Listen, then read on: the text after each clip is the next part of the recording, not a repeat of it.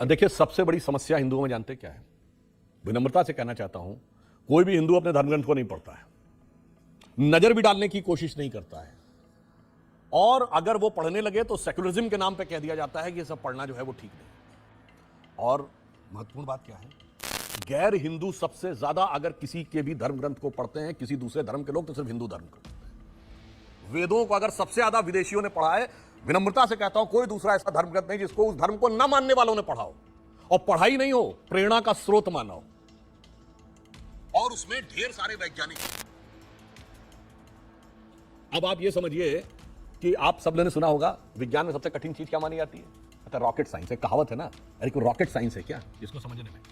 अब आपको पता है कि रॉकेट साइंस का पिता किसको माना जाता है? Who is father of the rocket science?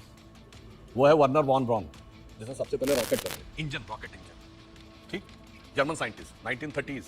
इसीलिए मैं कह रहा हूं, रॉकेट तो उस जमाने में बन गया था ना। Wernher von Braun is considered the father of the rocket science. अब वो अपना गुरु किसको मानता था? वो था एक जर्मन साइंटिस्ट जिसका नाम था हर्मन ओबर्ट। अब हर्मन ओबर्ट अपने ज्ञान के लिए वेदों को पढ़ता था। ये किसने लिखा है? ये लिखा है, उनका नाम मैं भूल रहा हूं, उनका नाम है इरिक वॉन डाइकन, जिन्होंने अपनी किताब लिखी है चैरियट्स ऑफ द गॉड। उसमें उन्होंने रेफरेंस दिया है, यानी इन सब में तीनों विदेशी हैं, कोई भारतीय नहीं है, और संघी भाजपाई तो कोई नहीं। तो आप ये समझिए, कहीं और ऐसा होता हो बताइए?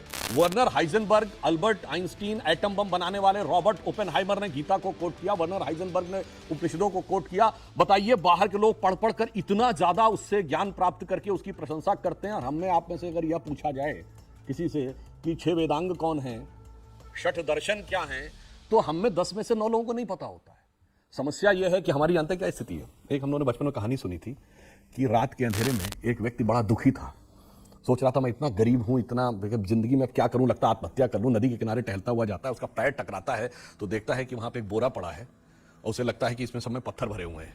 वो अपने विचारों में खोया हुआ बैठ जाता है और एक एक करके पत्थर को नदी में फेंकता चला जाता है। जब आखिरी पत्थर बचता है, तब तक सवेरा हो गया होता है, वो देखता है वो पत्थर नहीं, वो तो हीरा था।